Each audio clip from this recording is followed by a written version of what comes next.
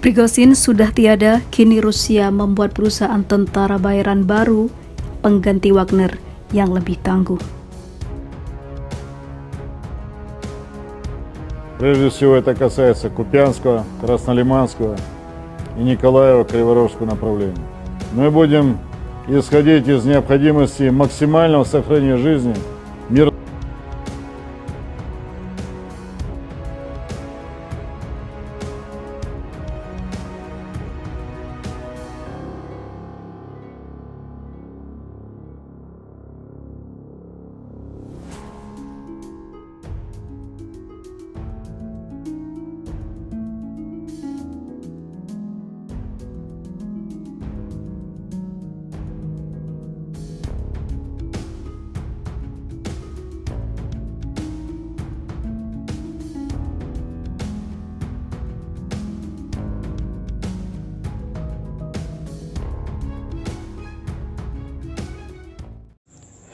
Hai para penonton Central News, sebelum lanjut jangan lupa subscribe dan lanjut tekan tombol Super Thanks. Tombol Super Thanks ada di atas tombol subscribe. Jika Anda ingin mensupport channel kami menyajikan berita yang paling Anda tunggu-tunggu. Terima kasih.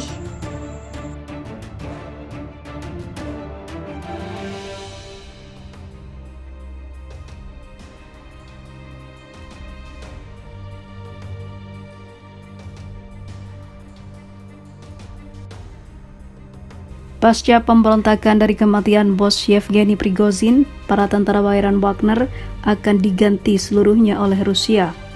Rezim Vladimir Putin dikabarkan telah mendirikan perusahaan tentara bayaran baru yang lebih mematikan. Laporan ini dihembuskan oleh Pusat Perlawanan Nasional Kementerian Pertahanan Ukraina. Otoritas Ukraina itu mengatakan Kementerian Pertahanan Rusia telah mengirimkan delegasi ke sejumlah negara tempat tentara bayaran Wagner saat itu berada.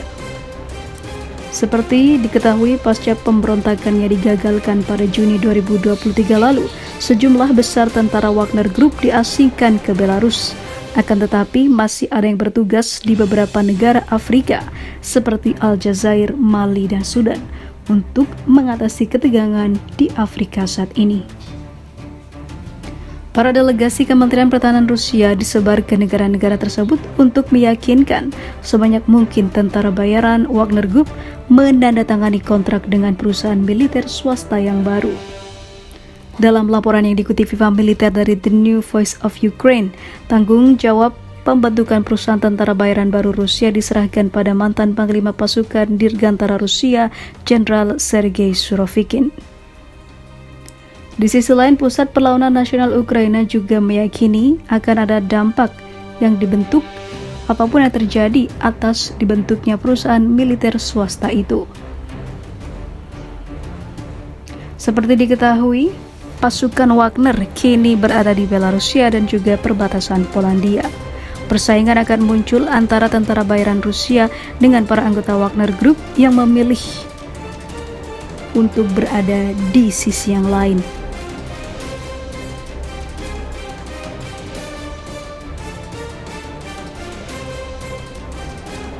Anggota Komite Perjanjian Negara Duma, Jenderal Andrei Gurulov menyebut jika Surovikin, jenderal baru dari perusahaan ini, akan membangun citra baru dirinya di Afrika. Surovikin berusaha mewujudkan dirinya di Afrika, ucap Gurulov dilansir dari Viva Militer dari kantor berita Rusia RIA Novosti. Keberadaan perusahaan tentara bayaran baru Rusia ini cukup menegangkan bagi para musuh Rusia, terutama Ukraina, karena kekuatannya diperkirakan lebih hebat 2 kali lipat dari Wagner.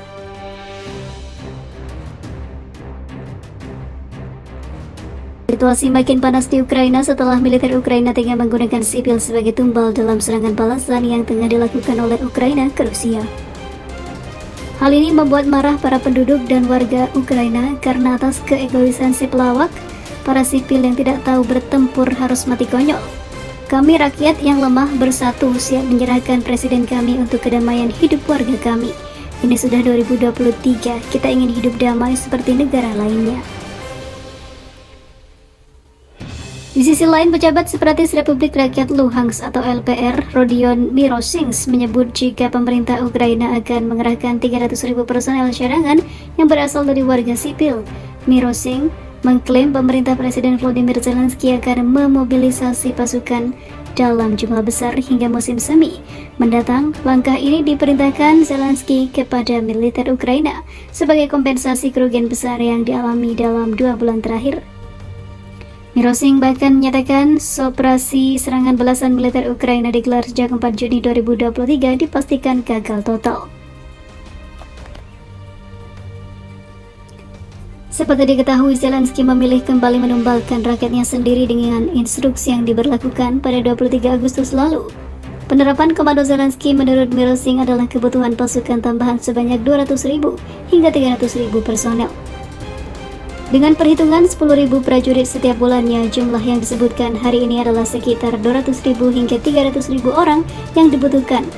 Selain mobilisasi saat ini adalah 10.000 per bulan, ujar Mirosings. Hingga musim semi, mereka perlu memobilisasi 60.000 hingga 70.000 orang dan lebih dari 300.000 orang. Mereka berpotensi berencana untuk memilih, katanya dikutip hewan militer dari kantor berita Rusia TASS. Mirosings bahkan meyakini jika angkatan bersenjata Ukraina telah menjadikan sekitar 1,3 juta orang warga sipil menjadi tentara sejak invasi militer Rusia digelar pada 24 Februari 2022. Akan tetapi menurut data yang diperoleh pemerintah LPR, sekitar 400.000 tentara Ukraina tewas atau cacat akibat perang. Secara total, militer Ukraina mengambil 1 hingga 2 atau 1 hingga 3 juta orang dari cadangan mobilisasi, sementara kerugian yang tidak dapat diperbaiki sudah mencapai sekitar 400.000 orang. Ucap Mirosings melanjutkan, jumlah orang yang mereka buang sekarang sungguh luar biasa, bahkan menurut data resmi yang diberikan oleh Kementerian Pertahanan Rusia, katanya. Pantaskah Zelensky mendapatkan hukuman atas kejahatan perang?